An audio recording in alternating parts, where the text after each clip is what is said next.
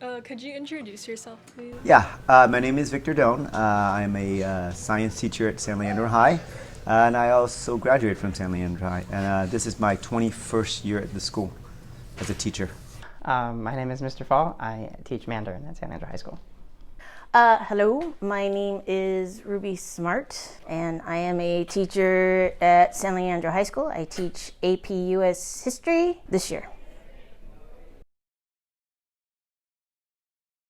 Oh, in a massive way, yes. COVID absolutely affected. Some students are not at reading levels, like at elementary. There's definitely some behavioral issues that have propped up. Fortunately, teenagers are way more addicted to their cell phones.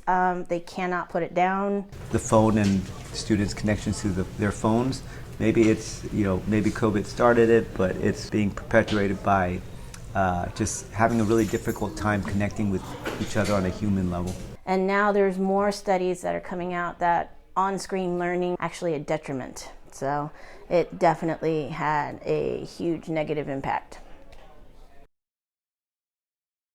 Well, the first year we were online, and that was really rough. I do a lot of games and a lot of kind of different activities and a lot of worksheets, and couldn't do any of that on Zoom, and so that really hampered, I think, my ability to make my class fun and interesting and engaging. What our school district did was very detrimental to APUSH. I would say AP kids in general. It was very difficult, especially because during COVID, we were taught on a semester system, so that class cannot be done in a semester. I know we don't have this class this semester, but I can't teach you this just in half a year, so I actually did an extra class, and a lot of them were very, very driven, and a bunch of them actually did get 5s that year, which is very impressive given the overall distance situation. It was hard, but we did it. I think that's one of the positives about this is that we as educators, we answered the call, if you will. We did it. We helped try to keep things normal. And then coming back from the online year after that, when we were back in person, the masks, I think, make it difficult in terms of I teach a language, I teach pronunciation in level 1. How we say things and trying to model that pronunciation was really difficult. Grades were definitely lower. Right after when everybody started to come back, like full time, definitely noticed that grades were lower. Even during COVID, grades were lower because now the students had to really focus, and unfortunately a lot of focus was forgotten. I think people are just so much more stressed out in their lives, and I think there's been so much upheaval in the world, and I think that's really affected everyone's ability to come into school and focus on what we're doing here and the academics. While on camera, right, would be sleeping in their bed, or that loss of focus and that loss of determination to be able to help themselves is just, and so the grades were just much lower. Absolutely.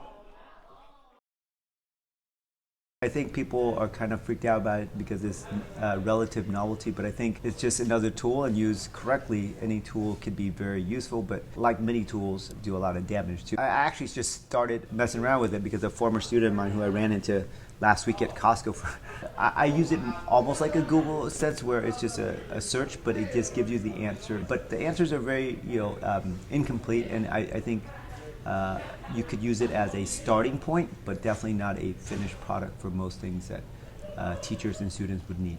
I actually use ChatGPT to try and make some stuff more concise and comprehensive. I've had this year's AP class incorporate AI images in a little thingy. I've used Class Companion, which is that AI for short answer questions and long answer essays and such. So I'm starting to slowly use AI. It's not foolproof. AI does have issues, but I'm starting to use it more, yeah. We've been seeing a lot of more technology being incorporated. When I was in high school, everything was on the overhead projector, and we had worksheets and everything was on paper, and now games like Kahoot and Blue-Kit that I certainly never had when I was a kid. And so I think that's kind of been coming, and so I think AI is kind of the next progression of that. I've already used AI a couple times to write some questions, sample questions for like review guides and stuff. So I think that it can be a good tool. I think it's just something we have to learn, kind of work on and learn how to use it properly. More and more students are going to use the AI, but in terms of using AI as a teaching tool, I don't see that as an uptick right away. I see that as a gradual, hey, this is something I can use, or, ooh, I don't want to do that.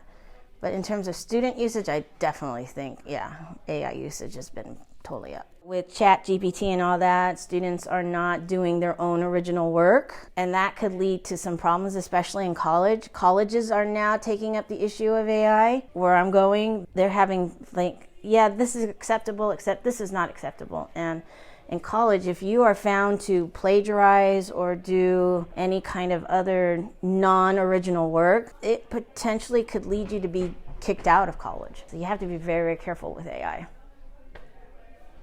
So. Bye-bye.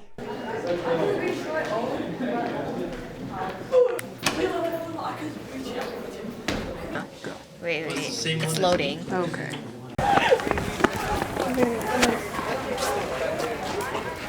Yeah.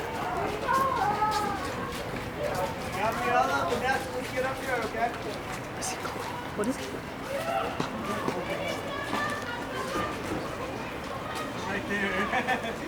Look 40, fucking bitch.